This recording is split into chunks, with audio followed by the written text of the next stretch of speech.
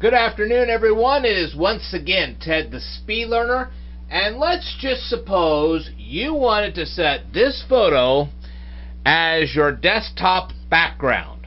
You say, how am I going to do that? Well, first of all, if you want to set this to your desktop background, be my guest. I'd love for you to do it. Hey, whoa.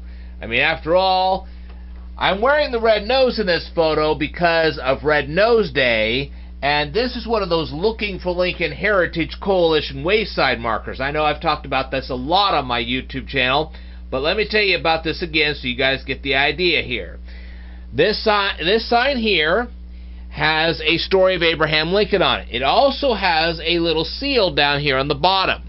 What you're supposed to do is you're supposed to go to that sign, place a piece of paper on top of the seal, and pencil rub it until you get the image off of it, and then you're supposed to collect those images and put them in a scrapbook or on your wall. You see, there are 215 of these things scattered all over the state.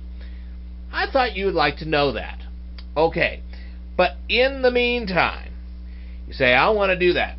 Okay, you want to set this as your desktop background. Well, let's exit out of this. There are a lot of options you could do over here. You could start a slideshow. You could create a video out of this thing. You could save the photo. You could print it. You could really do a lot of things here. But let's say you wanted to make this into your background. Okay.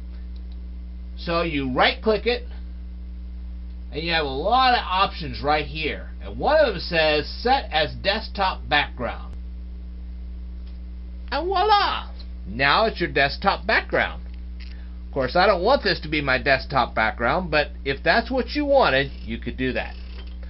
Alright.